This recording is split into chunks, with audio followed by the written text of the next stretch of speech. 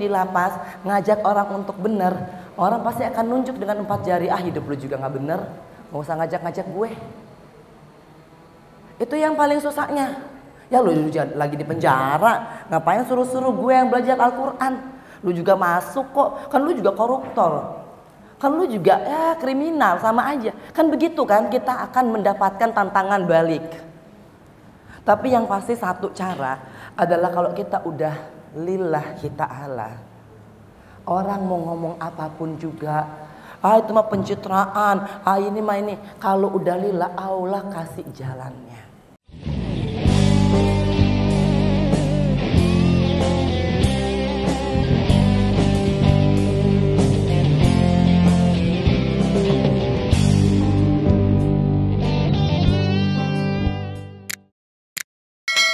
Assalamualaikum warahmatullahi wabarakatuh. Pasti kalian sudah melihat tulisannya Boyolali, ya kan? Berarti ini bukan di Jakarta ya. Dan di mana ya kalau bukan di Surakarta, Solo. Oke. Dan seperti biasa, alhamdulillah rezeki selalu aja Allah siapkan. Dan ada enak demplon seperti biasa ya. Dan kita hari ini akan ke acara Rakornas Majelis Tablik gitu ya. Nah, bismillah ya. Alhamdulillah. Nah, ini dari UMS-nya ya. Universitas Muhammadiyah Surakarta.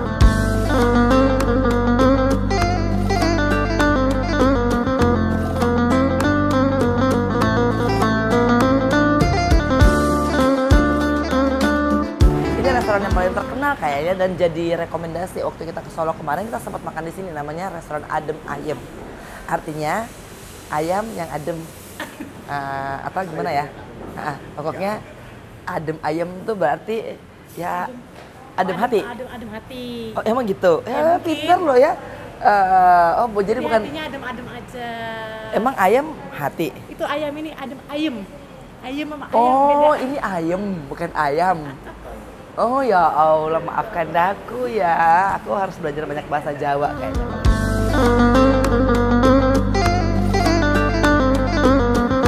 Ya Allah, Masya Allah, nikmat yang terbesar adalah kenyang. Karena kalau lagi lapar semuanya bisa jadi kalang kabut gitu ya. Tapi alhamdulillah ya, panitianya lumayan canggih. Jadi kita tadi banyak sharing gitu tentang nggak cuma dunia pendidikan, malah akhirnya sampai ke dunia kesehatan. Nah ternyata Mbak Leli ini kerjanya di rumah sakit. Ya kan? Oh iya.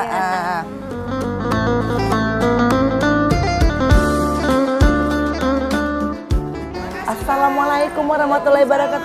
Masya Allah, alhamdulillah. Ya Allah Bunda. Alhamdulillah kita di sini.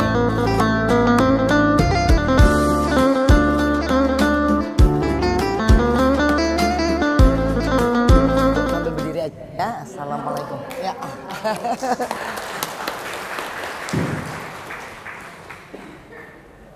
Mohon izin ibu-ibu biar lebih dekat ya, jadi lebih akrab, biar bisa melihat lebih dekat. Assalamualaikum warahmatullahi wabarakatuh. Masya Allah, tabarakallah, Allah Sayyidina Muhammad wa ala ali Sayyidina Muhammad. Luar biasa pada pagi menjelang siang ini akhirnya bisa ada di Solo, Surakarta atas undangan dari Majelis Tablik dan Ketarjihan PP Aisyah. Untuk itu kita berikan salam kepada Ketua PP Aisyah, mungkin mengikuti secara online, daring, ataupun semua para pengurus dari PP Aisyah yang sudah insya Allah membaktikan dirinya, waktunya, pemikirannya, dan terutama cintanya untuk insya Allah bisa membagikan ilmu kepada yang lain. Karena itu hakikatnya bahwa hidup itu harus bisa saling. Saya juga di sini bisa dapat ilmu dari Majelis Tablik ya di sini ya, alhamdulillah ya, ketemu teman-teman dan saudara-saudara baru, ketemu dengan ya Allah ini luar biasa Pak Arif punya banyak sekali ilmu yang sudah dipraktekkan, bahkan udah masuk juga ke lapas ya. Tadi saya lihat ya Allah itu dakwanya sampai ke lapas. Tapi intinya kalau pada kesempatan ini saya ingin sekali sharing dengan ibu-ibu bahwasannya kan ini kita dikuasai oleh yang namanya generasi milenial dan generasi Z. Nah itu kan mendominasi ya jumlahnya mereka itu mungkin ada sekitar 6 kali dari jumlah kita nih.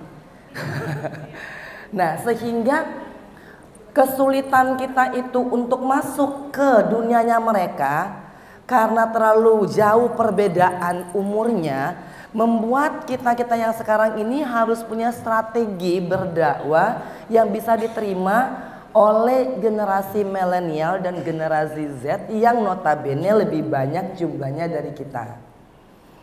Perlu dicatat, generasi milenial dan generasi Z itu lebih banyak permisif dengan alasan udah nggak zaman, old school. Kalau pakai baju yang kurang mini, ya katanya kita nggak ngikutin zaman. Jadi bajunya tuh semakin hari semakin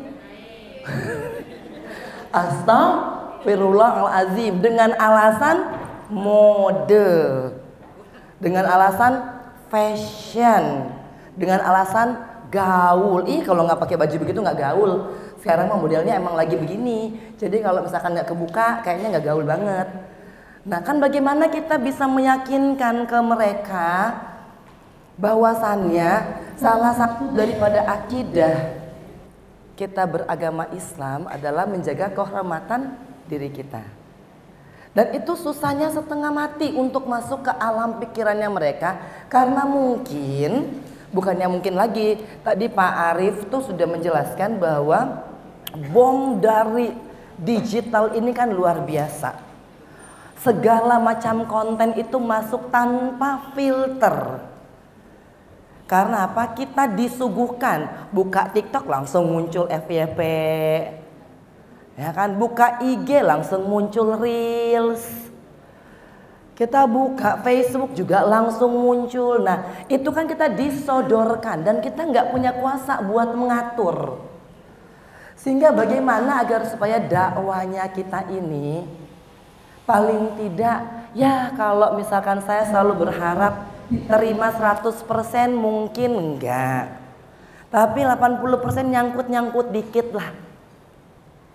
Karena kalau misalkan kita ingin menggetak tularkan satu konsep di zaman yang seperti ini, memang tuh gampang-gampang susah tantangannya. Gak usah gitu ibu-ibu, ini karena saya judulnya best practice ya. Nah kebetulan kalau kita bicara, tanya Pak Arief tuh adalah berdakwah di lapas.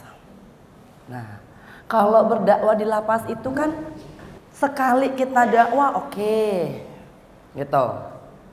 2 kali, 3 kali. Tapi kalau misalkan keberhasilan orang berdakwah di lapas, otomatis ya berarti tingkat kejahatan akan menurun karena orang-orang yang bebas akan mengatakan bahwa di dalam penjara saya belajar agama ini bla bla bla bla bla, dan ternyata ini. Harusnya kan outputnya adalah positif dan menaik.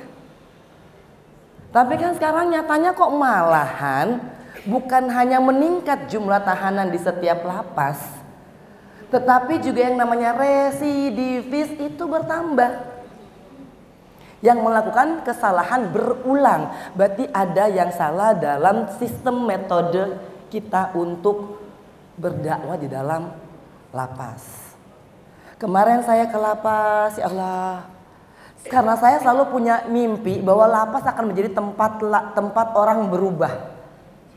Tempat orang menemukan bahwa oh iya ya, saya pernah melakukan kesalahan dan saya tidak mau lagi berbuat itu. Nah, tapi lapas yang bagaimana?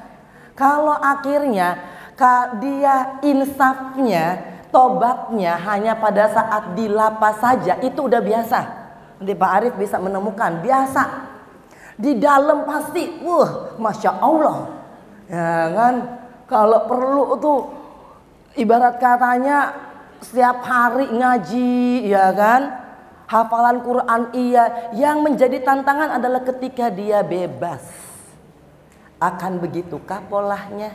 Jangan-jangan ngaji terpaksa karena masuk program kemandirian dan keagamaan dari Kemenhumkam. Berharapnya apa? Remisi. Makanya bagus juga sih nggak ada remisi kalau saya ya. Jadi saya berbuat sesuatu bukan karena untuk mendapatkan remisi. Ketika saya ikut ke dalam kegiatan-kegiatan keagamaan yang diharuskan oleh Kemenhumkam, itu nggak ada lagi buku yang saya isi karena nanti buat disetor supaya oh iya berkelakuan baik. Nah, khawatirnya yang di lapas itu ikut kegiatan keagamaan demi untuk mendapatkan remisi. Nah, karena saya ini nggak dapat remisi, alhamdulillah kalau saya pikir-pikir sekarang ya, karena saya masuk tahun 2012 di bulan April, kemudian bulan Novembernya itu keluar PP 99, di mana koruptor, ya kan, narkoba di atas 5 tahun itu tidak mendapatkan remisi. Jadi kan kebenaran banget ya. Kalau sekarang bisa ngomongnya kebenaran. Kalau 10 tahun yang lalu saya ngomongnya apes banget. Karena kok masuk ada PP 99. Yang lebih apes lagi kalau ngomongin dulu tuh. Kalau sekarang ngomongnya pasti udah alhamdulillah. Pas saya bebas kemarin tahun 2022, saya bebasnya April, bulan Juni dihapus PP 99. Nah, menurut ibu-ibu itu keberuntungan atau keapesan? Kesialan atau keberuntungan? Nah, kalau orang awam melihatnya sial banget Mbak Enji. Ya Allah, kok bisa sih masuk tuh keluar PP 99, ya kan? Giliran bebas PP 99 dicabut. Kadang-kadang secara manusia ada rasanya, dengar si koruptor ini udah bebas, cepet banget jalaninnya ya. Karena apa? Karena dapat remisi. Jadi sekarang tuh kalau misalkan hukuman tinggi itu juga pasti jalaninnya juga ya 3/4 kan? Alhamdulillah. Buat saya alhamdulillahnya karena saya nggak dapat remisi sehingga saya melakukan semuanya itu karena hati. Saya ke masjid karena hati, bukan karena mau dapat remisi.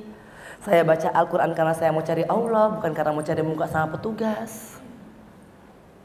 Nah, berarti kan konsep lapas dan dakwah di lapas kan harus kita mulai sedikit-sedikit sesuaikan dengan keadaan lapas.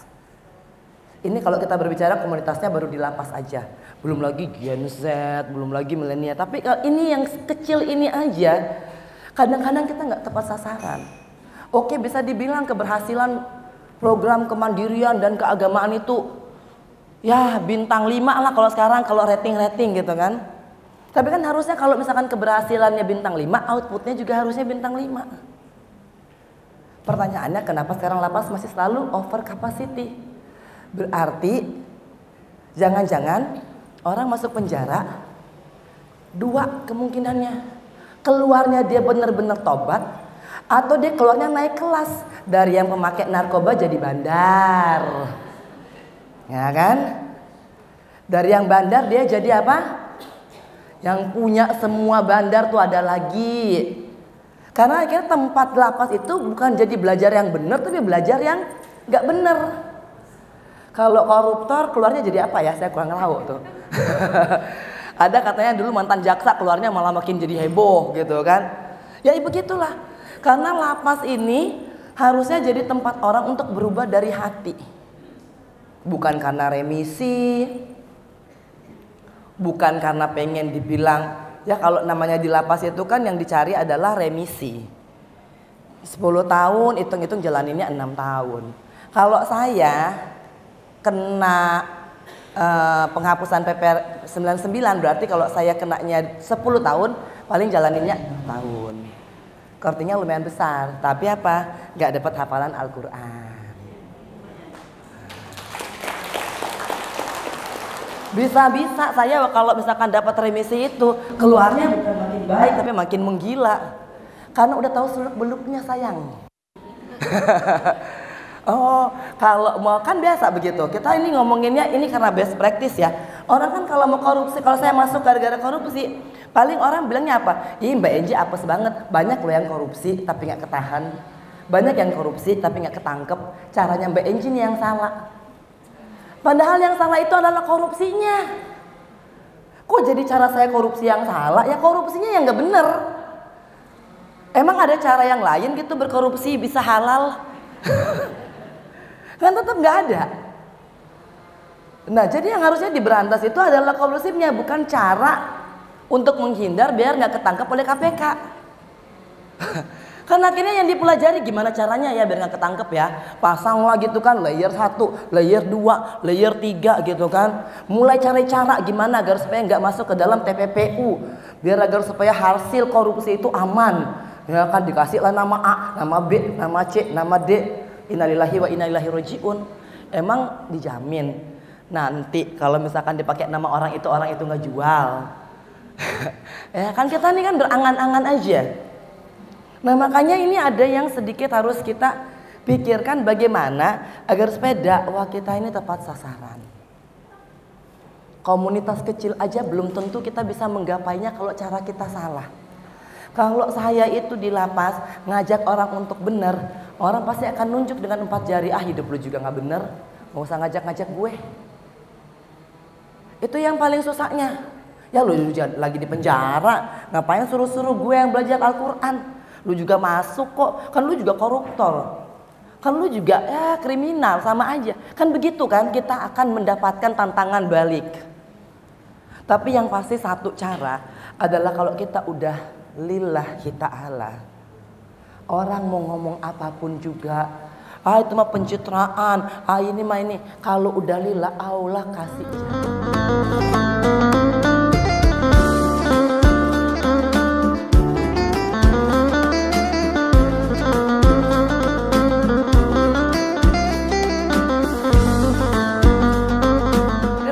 Ya Allah, alhamdulillah bisa bersama dengan majelis tabligh gara-gara tadi udah kebanyakan ngomong ya. PP Aisyah dan LB SO Seni Budaya dan Pak Arifin. Pak Arifin satu-satunya laki-laki di sini lah ya. Makanya semuanya ya, sampai ketemu di Rakornas Pimpinan Pusat Aisyah selanjutnya. Assalamualaikum warahmatullahi wabarakatuh. Jangan lupa di subscribe, like, share, dan komen. Love you. Assalamualaikum.